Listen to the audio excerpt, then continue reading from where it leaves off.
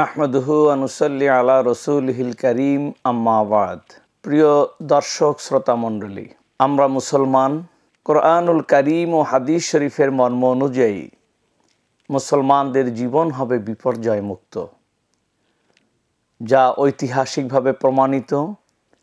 এমনকি আমার নিজের, আপনাদের অনেকের স্বচক্ষে দেখা আউলিয়ায়ে কেরাম তথা কামেল মুসলমানদের জীবন থেকেও এটা প্রমাণিত।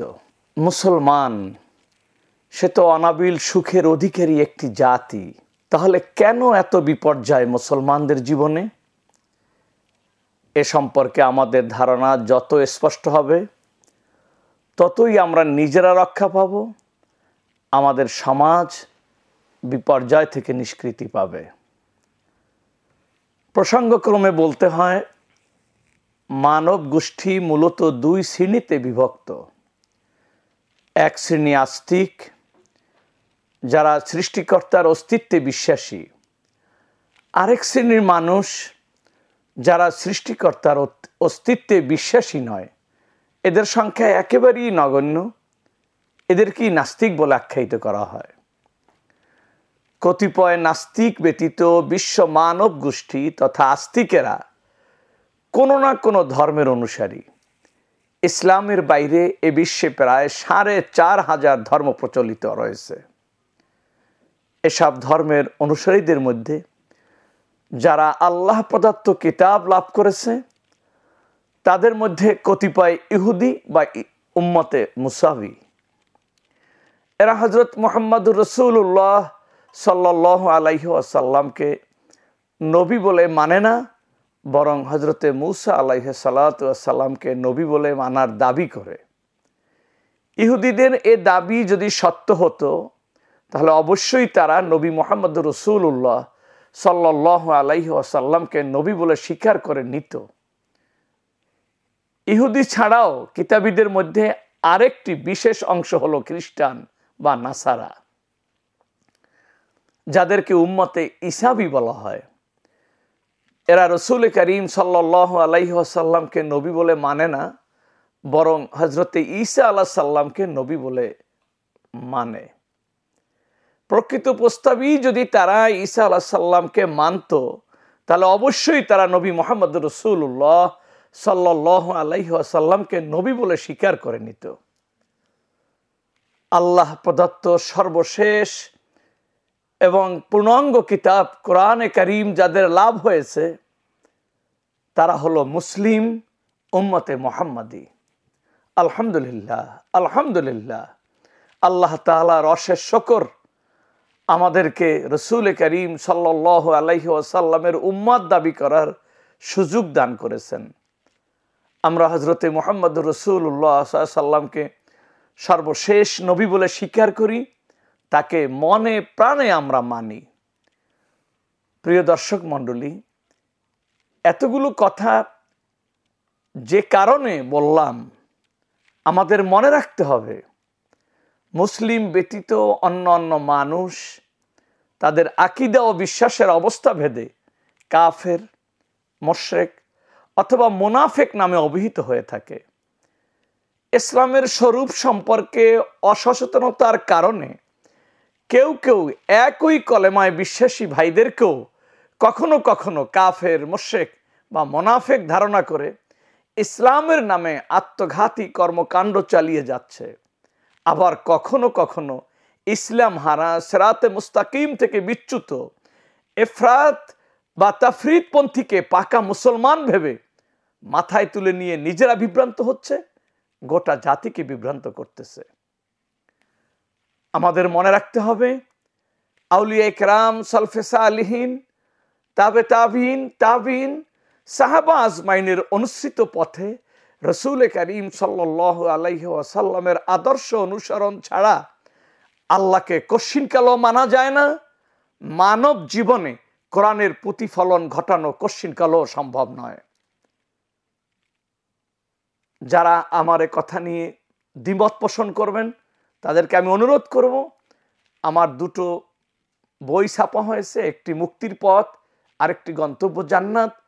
এই বইগুলো ঢাকা মালিবাগ খানকা থেকেও সংগ্রহ করা যায়, পারলে আপনারা সংগ্রহ করে সেখান থেকে বিস্তারিত জেনে নেবেন। আর এ কারণেই যারা আউলিয়া কেরাম সাহাবা আজমাইনের অনুসৃত পথে রসুলের আদর্শ প্রতিফলন, রসুলের আদর্শে জীবন গড়া প্রয়োজন মনে করে না, তাদের অবস্থা তো এই, এটা আপনারা একটু তাকালেই বুঝতে পারেন।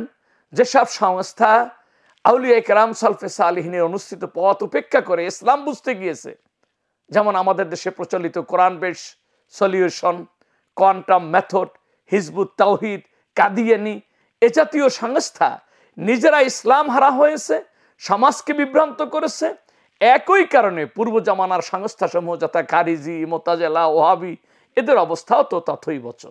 এই ধরনের মানুষেরা মানুষদের সামনেও তাদের এই পুঁথিগত বিদ্যা ও ধারণাপ্রসূত জ্ঞান দিয়ে কোরআন হাদিস যখন উপস্থাপন করে, তখন তা প্রকৃত ইসলাম উপস্থাপন না হয় মন গড়া উক্তিতে পরিণত হয়। আর তাদের মন গড়া ভ্রান্ত ধ্যান ধারণাকে কোরআন হাদিস দিয়ে সঠিক সাব্যস্ত করতে গিয়ে ওলামা, মাশায়েখ, আউলিয়া কেরাম, সালফে সালিহিনের অনুসৃত পথকে ভুল ধারণা করতে থাকে। এদের তাজদিদি প্রোগ্রাম তাজদিদে দিন না হয় তাহরিফে দিনে পর্যবেসিত হয়। আর এই তাজদিদে দিন আউলিয়া কেরামের কাজ, আর তাহরিফে দিন তো ইসলামের শত্রু ধর্মদ্রোহীদের কাজ। ফলে এ সমস্ত লোকের দ্বারা ইসলামের প্রকৃত অনুসারী আলেম, ওলামা, পীর, মাশায়েখ তথা আহলুস সুন্নাহ ওয়াল জামাতের সাথে বিরোধ ও সংঘাত অনিবার্য হয়ে পড়ে।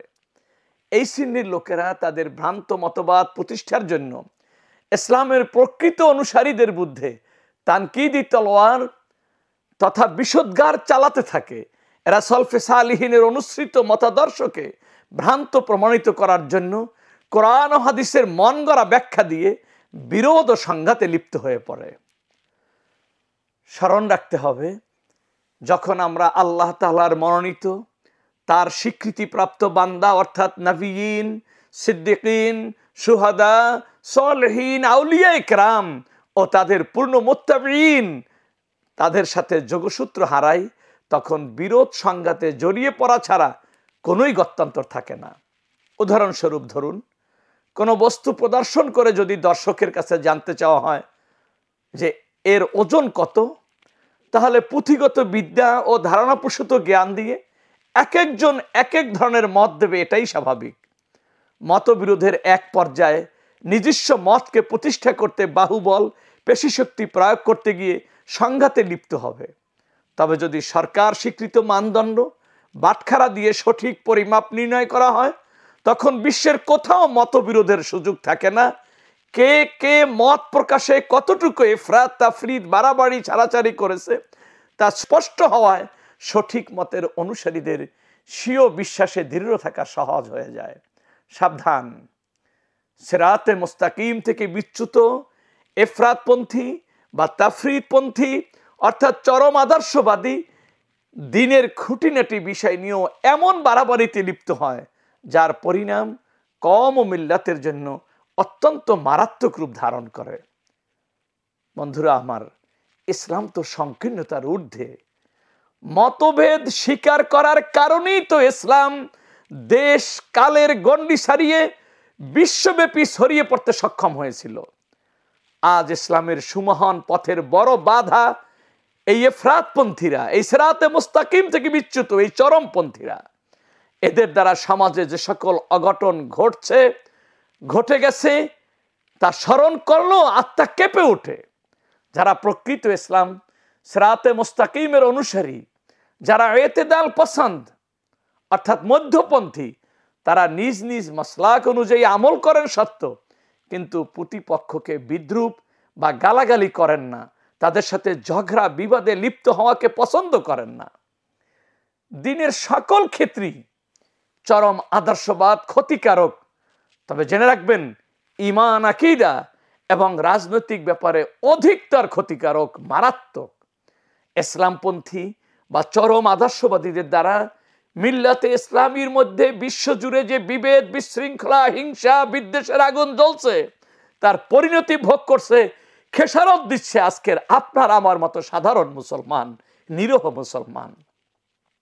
এফরাতপন্থী বা চরম আদর্শবাদীরা যারা পীর মুরিদি, ওসিলা, মান্নত, মাযহাব, তরিকা, সিলসিলা প্রভৃতিকে শিরক বলে প্রচার করছে, তাদের প্রচার প্রপাগান্ডার ধরন দেখে স্বভাবতই ধারণা সৃষ্টি হয় তারা নিজেদের মতাবলম্বী ব্যতীত অন্য কাউকে মুমিন কিংবা মুসলিম বলে স্বীকৃতি দিতেই প্রস্তুত নয়। আমরা সামান্য একটু বিস্কুট কিংবা পানি খেত কারখানার নির্ভরযোগ্যতা নিশ্চিত হই, অথচ কি দুর্ভাগ্য আমাদের, ঈমান ইসলাম আমাদের কাছে এতই তুচ্ছের যা আমরা ক্যানভাসার, ফেরিওয়ালা, হকার থেকে গ্রহণ করতে নির্ভরযোগ্যতার বাদ বিচার করি না। ফলে মতবিরোধ আর সংঘাতে দিশেহারা আজ মুসলিম জাতি সহজ ইসলাম, শান্তির ইসলাম হয়ে গেছে আজ কঠিন থেকে কঠিনতর হয়ে গেছে আজ অশান্তির কারণ। এফরাতপন্থী বা চরমপন্থীরা সামান্য ব্যাপারকেও গুরুতর ব্যাপার বলে বিবেচনা করে থাকে। ফলে দেশ, জাতি ও ইসলামের বৃহত্তর স্বার্থ নষ্ট হওয়ার আশঙ্কা দেখা দিল তারা সেই ক্ষুদ্র ও গৌণ বিষয়টিকে বর্জন করতে সম্মত হয় না। তাদের মধ্যে প্রায় বাস্তব দৃষ্টিভঙ্গির অভাব পরিলক্ষিত হয়। ফলে তাদের কর্মপন্থা অবাস্তব বিধায় শেষ পর্যন্ত পরিত্যক্ত হয়। তারা রুখসত মুসলাহাত বলতে কিছুই বুঝতে চায় না, সামগ্রিক কল্যাণ ও পরিস্থিতির প্রতি প্রয়োজনীয়তা স্বীকার করতে চায় না। ফলে তাদের পক্ষে তাদরিজি প্রোগ্রাম, ক্রমানুক্রমিক কর্মপন্থা অবলম্বন করা প্রায়ই দেখা যায় সম্ভবপর হয় না। অথচ অনেক সময় তাদরিজি প্রোগ্রাম, ক্রমানুক্রমিক কর্মপন্থা অবলম্বন করা ব্যতীত গত্যন্তর থাকে না।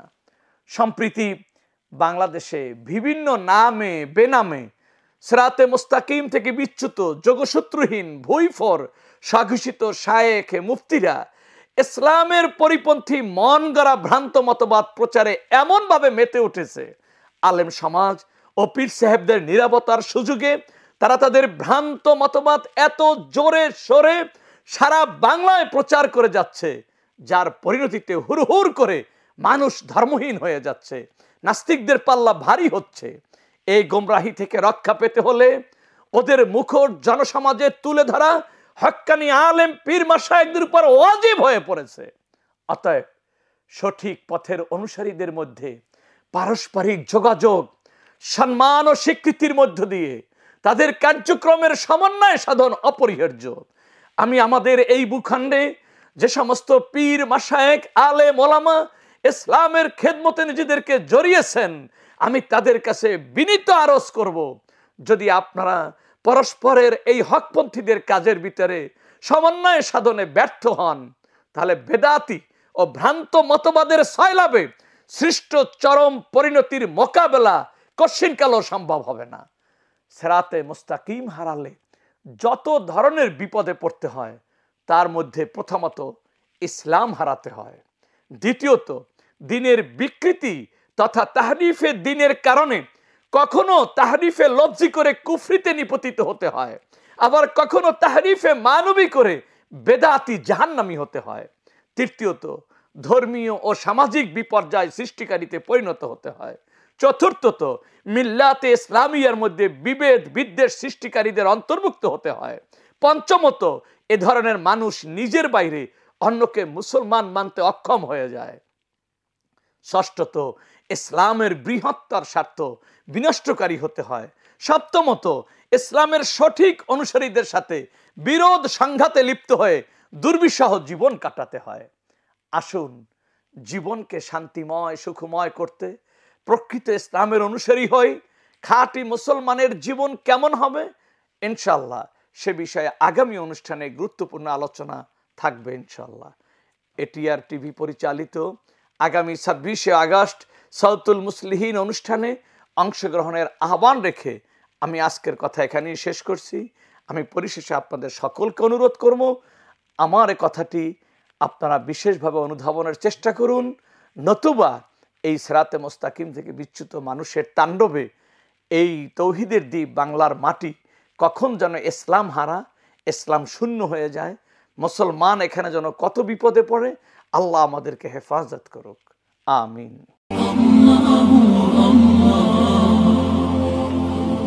আপনারা দেখছেন এটিআর টেলিভিশন, সত্য প্রবর্তনে ঐক্য।